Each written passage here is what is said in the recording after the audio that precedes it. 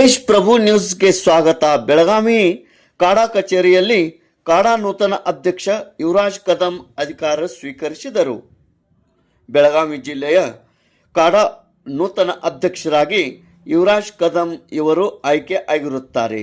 ಸಚಿವರಾದ ಸತೀಶ್ ಜಾರಕಿಹೊಳಿ ಮತ್ತು ಲಕ್ಷ್ಮೀ ಹೆಬ್ಬಾಳ್ಕರ್ ಉಪಸ್ಥಿತಿಯಲ್ಲಿ ಯುವರಾಜ್ ಕದಂ ಅಧಿಕಾರ ಸ್ವೀಕರಿಸಿದರು. ಈ ಸಂದರ್ಭದಲ್ಲಿ ಮಾತನಾಡಿದ ಕಾಡಾ ಅಧ್ಯಕ್ಷ ಯುವರಾಜ್ ಕದಂ, ನನ್ನ ಸೇವೆಯನ್ನು ಗುರುತಿಸಿ ಪಕ್ಷ ಅವಕಾಶ ನೀಡಿದೆ, ಅದನ್ನು ಬಳಸಿಕೊಂಡು ಬಡವರ ಪರವಾಗಿ ಕೆಲಸ ಮಾಡುತ್ತೇನೆ, ಯೋಜನೆಗಳ ಅನುಷ್ಠಾನಕ್ಕೆ ಕ್ರಮ ವಹಿಸುತ್ತೇನೆ ಎಂದರು.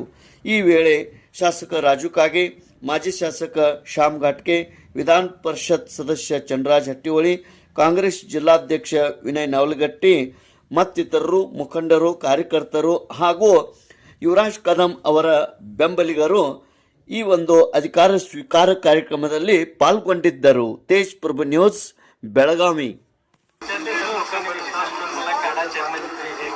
चेअरमनशिप दिलेली आहे त्याला योग्य न्याय मिळावा असं मी प्रयत्न करेन आणि शेतकऱ्यांच्यासाठी जे शेतीमधले रोड आहेत त्याला प्राधान्यानं क्रमांक देऊन शेतीमधले रोड करून शेतकऱ्यांना वाहतुकीची सोय करून देत, त्याच्यामुळे विसा म्हणजे शेतकऱ्यांना वाहतुकीला चांगलं नवीन काम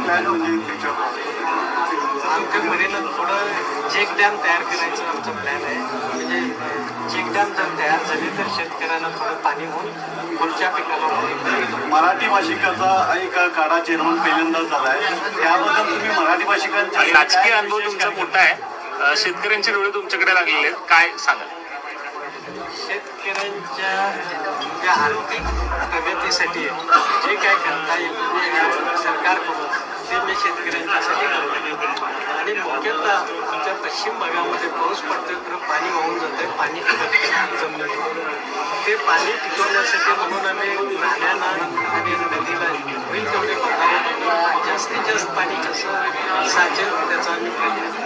मराठी भाषिकांसाठी काय भाषिकासाठी असं हे नाही, कारण चेअरमन पण हे अनेक वर्षापासून हे होतं, थोडा चेअरमन तुम्हाला मिळालाय आणि त्याच्याबद्दल उत्सुकता वाढलेली आहे, त्याबद्दल तुम्ही काय सांगता? डबल धमाका शेतकरी आमच्या लिडर लोकांनी विश्वास ठेवून म्हणजे बुडामध्ये थोडं चांगलं काम केल्यामुळे मला चांगलं काम